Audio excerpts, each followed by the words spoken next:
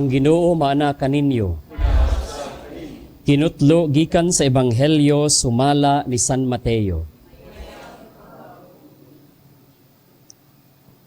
Ang napulog usa ka tinun-an miadto sa Galilea didto sa bungtod nga paadtuan kanila ni Jesus. Og sa ilang pagkakita kaniya, gisimba nila siya bisan tuod may pipila kanila nga nagduha-duha. Miduol si Jesus og miingon kanila, gihatag kanako ang tanang gahom sa langit og sa yuta. Busa panlakaw kamo ngadto sa tanang katawhan sa tibuok kalibutan og himua sila nga akong mga tinun-an og bunyagi sila sa ngalan sa Amahan, sa Anak og sa Espiritu Santo og tudloi sila pagtuman sa tanan nga akong gisugo kaninyo. Og hinumdumi, ako mag-uban kaninyo sa kanunay hangtod sa katapusan sa kalibutan. Ang Ebanghelyo sa Ginoo. Maayong buntag sa tanan natong mga viewers diya sa television o sa atong mga naiadiri karon sa chapel sa mga madre. Mga kaigsuunan, karong Domingguha sa atong pagpamalandong, aduna tay duha ka mga paghisgutan, walay lain mao ang Domingo sa pagsaka sa langit sa Ginoo or ang Ascension Sunday o ang gitawag natog World Communications Sunday. Mga kaigsuunan, mga tana ko kaninyo, unsa man di ay ang inyong mga pamaagi sa pag-communicate sa inyong mga kauban diya sa inyong mga balay, sa opisina, or even sa inyong mga common friends. No, nakakita akong image sa internet, ang usa ka pamilya, tuwa sila sa sala. Unya, tanan sila naggunit og cellphone. Tanan sila naggunit og gadget, no? So, tingali nakahuna-huna ako mo na siguro ni ang bag-o karon na mga pamaagi sa pag-communicate. Di na sila magkita face to face, but dito na sila sa mga gadget, no?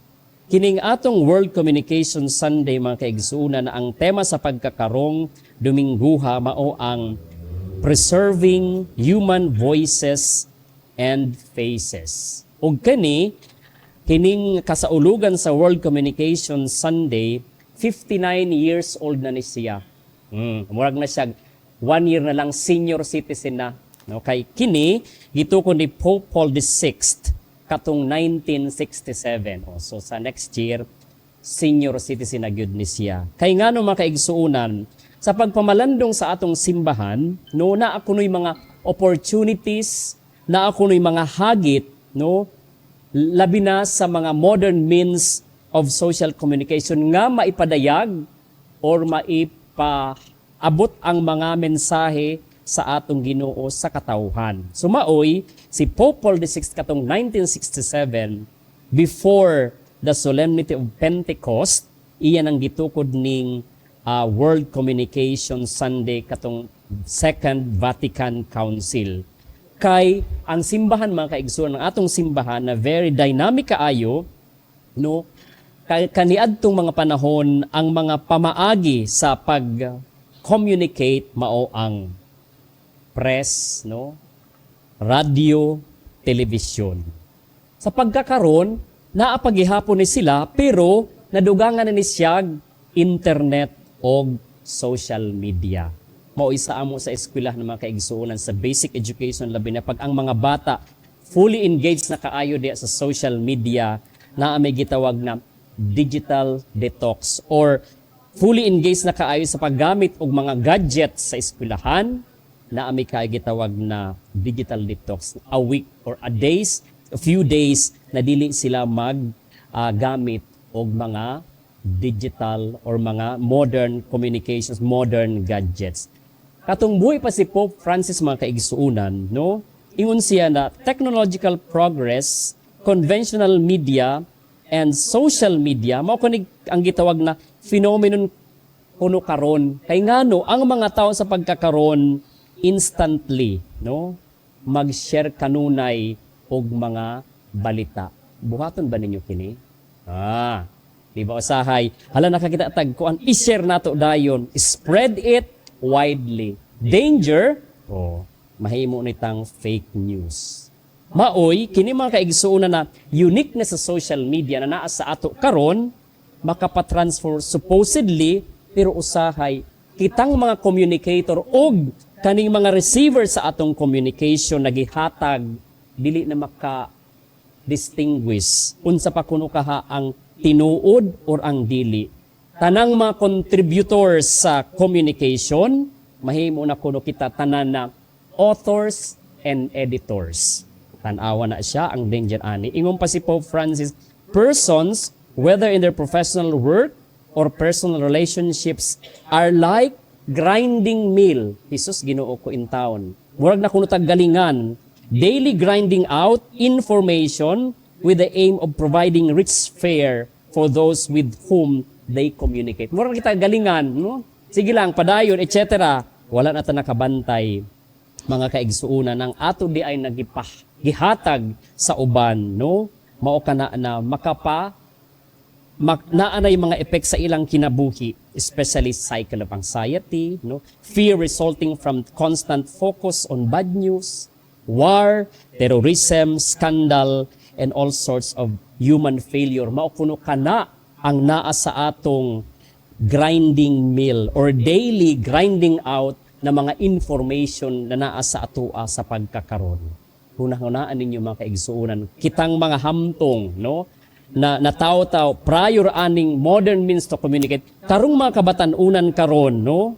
Mga new generation of people mao na kini ang ilang kinabuhi sa pagkakaron. Maoy nagpahinumdum ang atong simbahan nga kitang tanan, no? Giawhag ta na tan-awon sa nato, no? Evaluate ang atong means to communicate with other people. Elevate our level of communication. Elevate our understanding of the issues in society. And then elevate our own selves, especially in terms of the level of our faith. Kung kining atong gihatag sa atong isig kaingon, makapalig-on ba sa ilang kinabuhi? So kana ang hagit alang kanato sa pagkakaron mga kaigsuunan.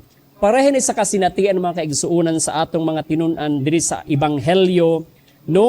Sila sa ilang kasinatian sa Ginoong Jesus, naadiri na naay uban na nagduda inong diri sa atong ebanghelyo na ay nagduha-duha, na ay nituo, na ay gisimba niya sila, but mao kato ang kanilang reaksyon sa atong Ginoo. Unya unsa man di ay ang hagit alang kanila na mao gihapon ang hagit alang kanato.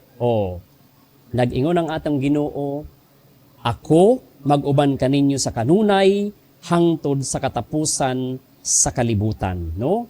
Gihatag kanako ang tanang gahom sa langit ug sa yuta, busa panlakaw kamo sa tibuok kalibutan ug himua sila nga akong mga tinun-an. Mao kini mga kaigsunan ang gihatag sa mga tinun-an ni Jesus ug karon pod atong gidawat isip atong misyon sa mga modernong panahon sa pagkakaron. Go therefore and make disciples of all nations. Kini ang challenge alang kanato. Maoy kita isip na mga binunyagan, no, sa atong simbahan, no, naa sa kanunay kanato ang regalo, no, the gift of the proclamation of the gospel, the grace of baptism na kanunay natong padayunon sa atong inadlaw-adlaw na kinabuhi. Kung ang atong kinabuhi mga kaigsuunan, no, makaingunta na maayong ang atong mga pananglitan nagihatag sa atong isig kaingon, therefore, no, nindot kayo na siya na i-share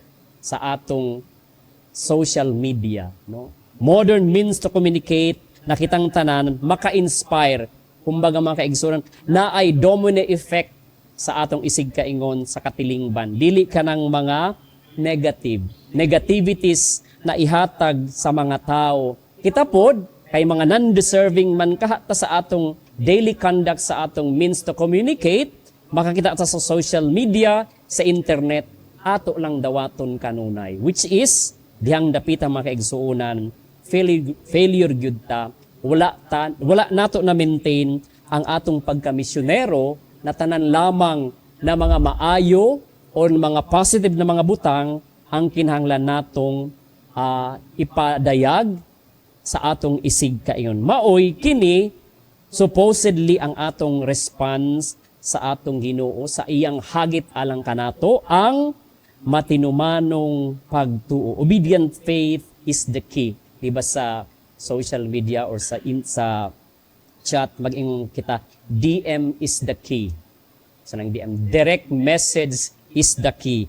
Karon, obedient faith is the key.